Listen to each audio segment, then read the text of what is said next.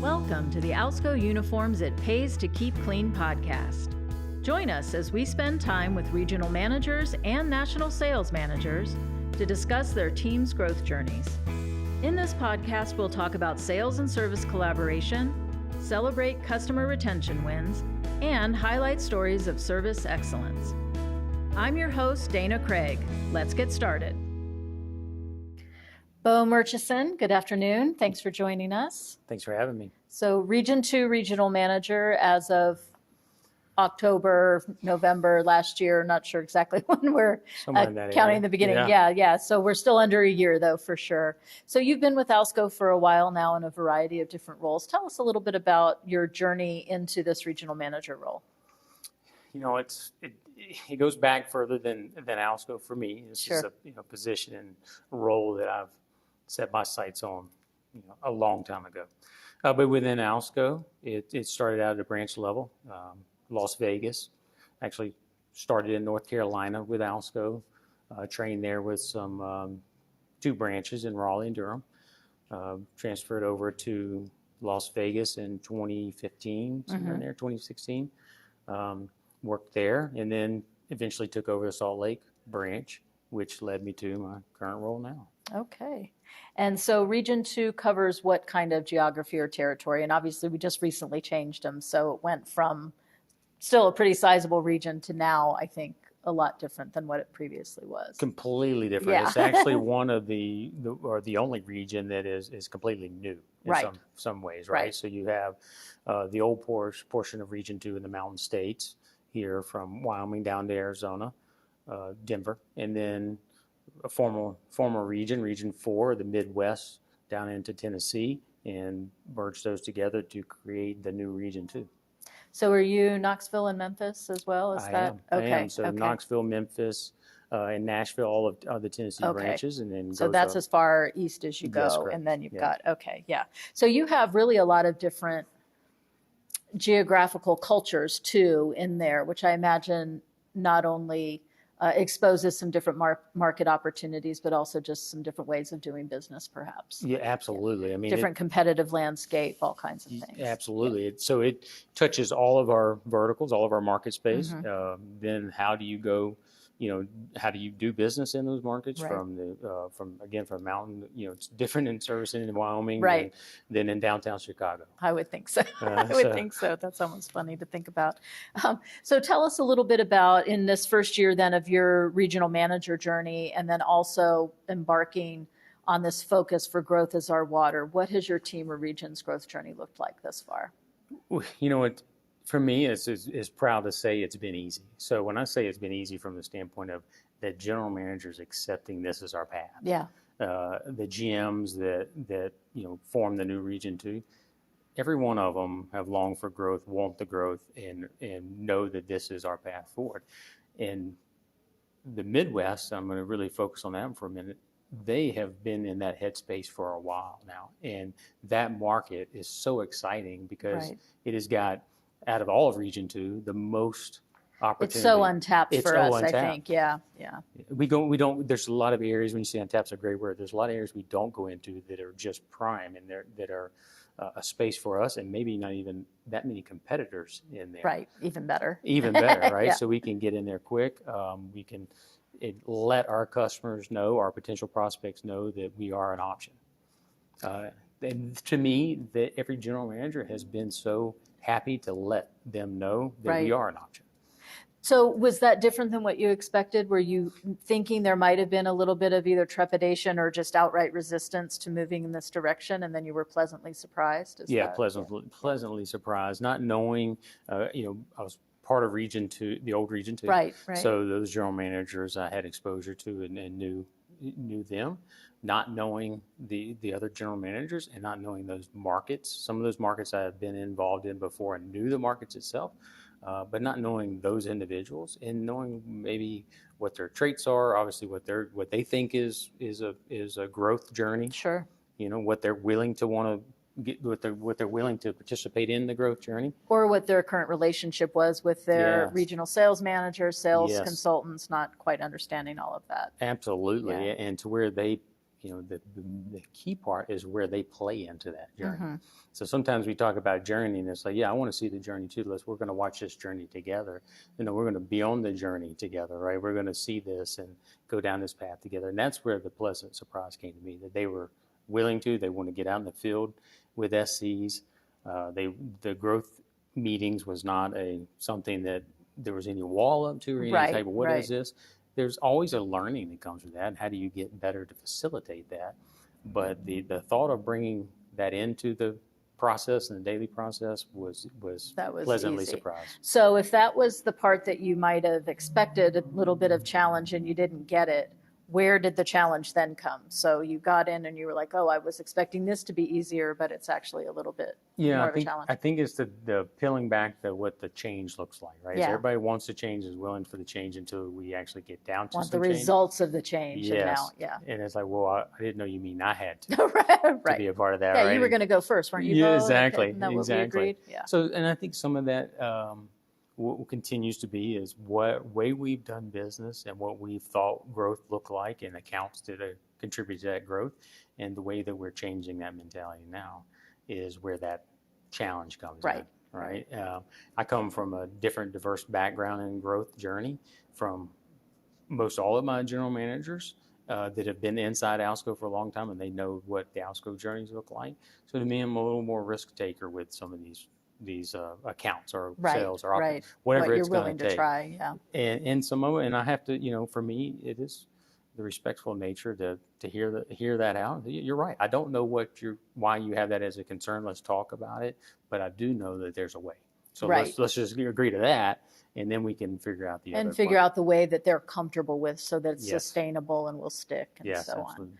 So I think, and we talk about this a lot, about growth is both, meaning we're retaining customers at the same time that we are trying to bring new business into the organization, of course. Do you have any great stories of customer retention or customer service excellence from your region you'd like to share? Yeah, and they're growing, and that's the exciting part. The Wednesday wins that Alco is they're, we're getting 90% participation. The list is growing, and so, but I really boiled it down and to two that come to mind, two or three that come to mind, and one of them out of as far as customer retention and service excellence, and I'll focus on the Milwaukee branch with this, and a customer by the name of Nucor.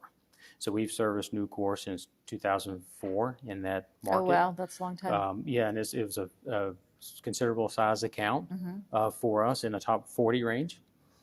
So as the general manager tells his story, he's within the last 3 to 4 years taken over that branch.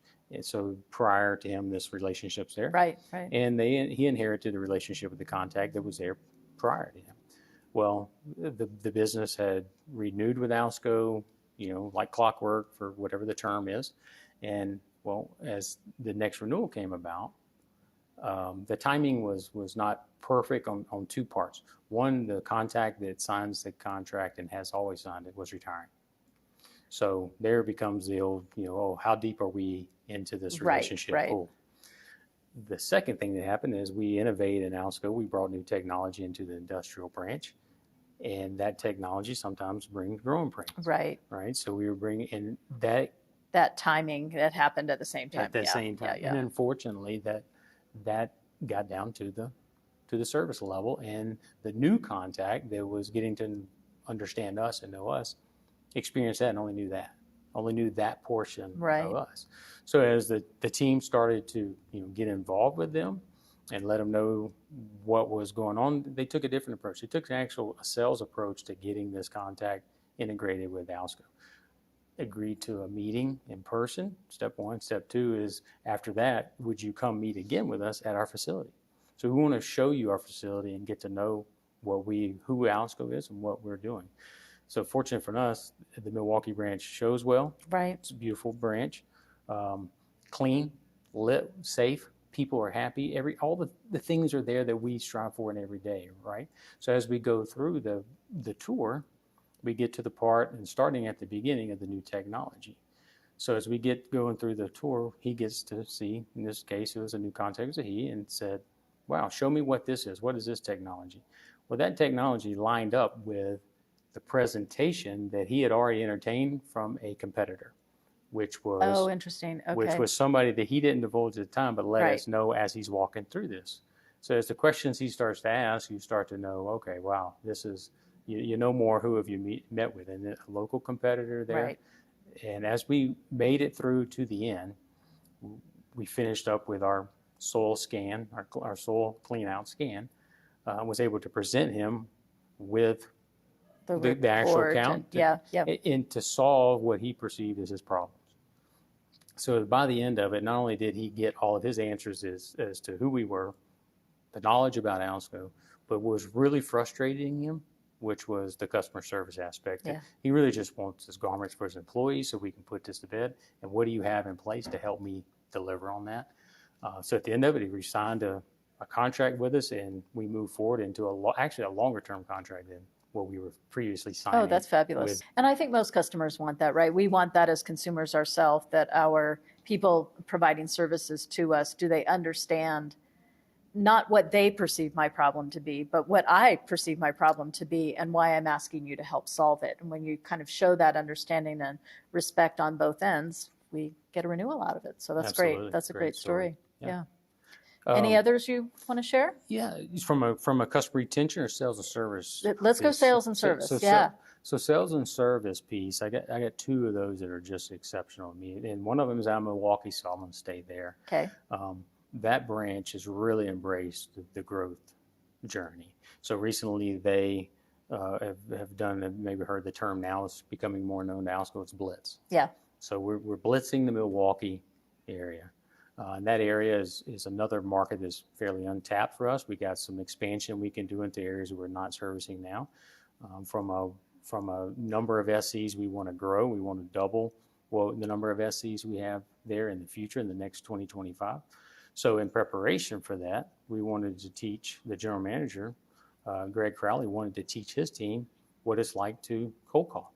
So he got the sales manager involved. Other team members came up and helped get in the field with him, DMs, service DMs, RSRs, and started to cold call the surrounding areas. Wow. They mapped it out, got knocking, the general manager himself out knocking on doors, ended up with somewhere north of 165 potential leads or contacts that they're moving along the process now. Inspiring is they've already got two more planned in the coming months. Right. And they've learned from that, and they're going to map it out a little Yeah, so they'll keep fine tuning, right? Fine-tuning. Yeah, that's great. Yeah. So that, to me, that is, and we've done those actually throughout region too. We've done 5 of those in several markets. Memphis, Farmington has done one. Phoenix has done one. Farmington was a phenomenal blitz there to Phoenix as well. This is becoming the normal now. This is becoming what we do. And the cool thing in the Farmington, or actually the Phoenix blitz, SCs, that National Sales Manager Kathy Marshall brought SCs in from other regions to help out. So now you really start to get some synergy, right? You got other SCs that are leaving their territory that's not going to make them any money to come help out our neighboring branches. And the last one that comes to mind is recently in Chicago. Yeah. And I know you just got left there. Yeah. What a wonderful market and place and opportunity. We should be double the size that we are there currently. And this is a great one. We have a large customer, Wu House is how I believe it's pronounced, and they sent us a termination letter. And, they were entertaining. We had two restaurants of theirs. They were entertaining. They had a total of 7. We had 2, and they were entertaining the incumbent in the other restaurants to take over the 2 that we currently had. Yeah. And they cited concerns they had around pricing, potentially service, whatever that may be. And here's the part that's inspiring that led to the sales service. So the general manager, Tim, there contacted SC, who had sold the account, still with us, contacted that owner and said, hey, we'd love to meet with you to talk about this. Right? Just let us come meet with you. Got in front of them, understood that there were some pricing concerns. And before we did anything else, because as well as I do in this industry, the market shifts, changes. Pricings 2 years ago may not be the pricing today. Right. It ebbs and flows. The general manager, on a good faith effort, said, I'm going to correct that for you now, whether you stay with me or right. not. Whether we've got 6 more months with you or 6 years. Absolutely. Yeah. We're going to do right by this relationship and partnership, and we're going to correct this to what you are comfortable with, first and foremost, and put you in market conditions that you feel good with. Right. That led to another meeting. And ultimately, I'll fast forward. Not only did we get to retain that business, he gave us all the other Nice. 5 restaurants within a guarantee or agreement that the 2 that he's going to bring on in the market, he's going to give to us. So we went from you're out to now tripling the size of business. What a great turnaround story. What challenges are you foreseeing in your region over the next 6 months, and how are you planning to tackle this back half of the year? Well, I mean, the market's shifting. We've got competitive pressure all over. Right. So the challenge there is, for me, is to make it, as much as we and I, being the we and our general managers, feel we've got 1,000 things going and we should be focusing on all of them. The only thing that matters right now is customer retention. For my customer service and customer retention, that we do not lose customers. Right. So with that, it's going to bring its challenges in other areas. So it's going to, that is what's in front of us, because we're seeing competitive pressure that are offering things that we've not That's right. consistently offer. We need to go find out what they are. We need to update our contact list. We need to make sure we're talking to the right people. We're doing everything right so that we don't lose any customers to head into 2025. And I don't know if that's as much as a challenge as much as a great opportunity. Right. The challenge aspect comes from that as you look at that as you're being almost attacked. Right. Like it's a challenge of being attacked. It feels a little bit threatening, right? Absolutely. Right. Like, getting hit from every But I think the more you get ahead of it too, Absolutely. like you're coming in eyes wide open, you get ahead of it, then it doesn't feel as threatening, right? It feels threatening when it's happening when your back's turned. Well, thank you very much. I appreciate your time, and I look forward to seeing how this kind of all shakes out at the end of 2024 and then leading into 25. Thanks, Beau. Thanks for having me. That's all for today's episode of the It Pays to Keep Clean podcast. Thank you for joining us on this journey through the world of Alco uniforms, where we explore the growth and challenges in our industry. Tune in next time for more industry insights, growth strategies, and tales from the field. If you've enjoyed our time together, please leave us a rating and review on Spotify, Apple Podcasts, or wherever you listen to your podcasts. If you want to learn more about our services, visit us at alco.com. From all of us here at the It Pays to Keep Clean podcast at Alco Uniforms, thank you for listening. Stay safe, stay clean, and we'll see you in the next episode.